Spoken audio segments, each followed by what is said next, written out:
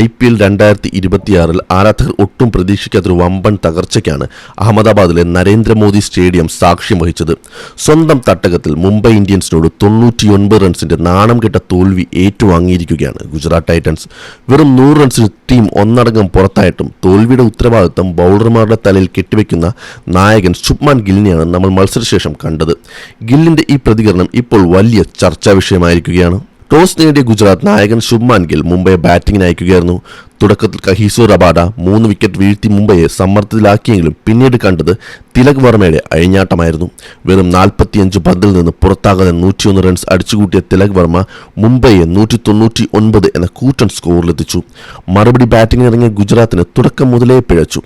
Sai Sudarshan golden ഡക്കായി മടങ്ങിയപ്പോൾ നായകൻ ഗില്ലിനും അധികനേരം പിടിച്ചു നിൽക്കാനായില്ല. അശ്വിനി കുമാറിന്റെ 4 വിക്കറ്റ് പ്രകടനത്തിന് മുന്നിൽ ഗുജറാത്ത് ബാറ്റിംഗ് നിര ചീട്ട് കൊട്ടാരം പോലെ തകർന്നു.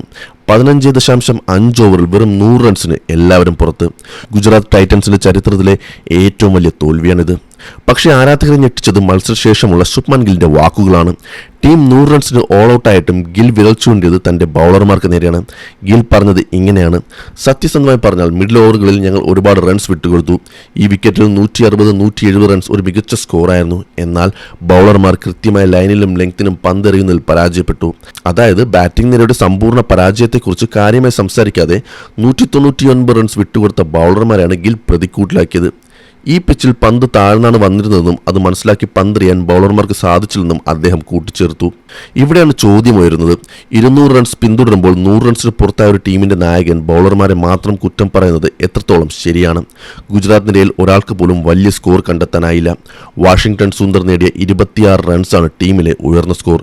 തിലക് വർമ്മയുടെ ബാറ്റിംഗ് കൊടുങ്കാറ്റിൽ റബാഡ ഒഴികെയുള്ള എല്ലാ ബൗളർമാരും തല്ലുവാങ്ങി എന്നത് സത്യമാണ്. എന്നാൽ ബാറ്റിംഗ് അനുകൂലമെന്ന് കരുതിയ പിച്ചിൽ ടീം 100 റൺസിന് പുറത്തായത് ബാറ്റിംഗ് നിരയുടെ ക്രെഡിബിലിറ്റിയെ തന്നെ ബാധിക്കുന്നു.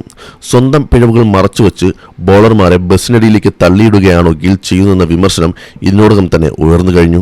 ഈ തോൽവി ഗുജറാത്തിന്റെ നെറ്റ് റൺ റേറ്റിനെ സാരമായി ബാധിച്ചിട്ടുണ്ട്. നിലവിൽ 6 മത്സരങ്ങളിൽ നിന്ന് 3 വിജയവുമായി അവർ 6ാം സ്ഥാനത്താണ്. ഇനി വരാനിരിക്കുന്നത് എവേ മത്സരങ്ങളാണ്. റോയൽ ചലഞ്ചേഴ്സ് ബംഗളൂരിനെതിരെയാണ് അടുത്ത പോരാട്ടം. ഗിൽ പറഞ്ഞതുപോലെ ഇതൊരു ചെറിയ തടസ്സം മാത്രമായി കണ്ട് ടീമിന് തിരിച്ചു വരാൻ സാധിക്കുമോ? അതോ ക്യാപ്റ്റന്റെ ഇത്തരം പരസ്യമായ വിമർശനങ്ങൾ ടീമിനുള്ളിലെ ഐക്യത്തെ ബാധിക്കുമോ എന്ന് കണ്ടറിയണം.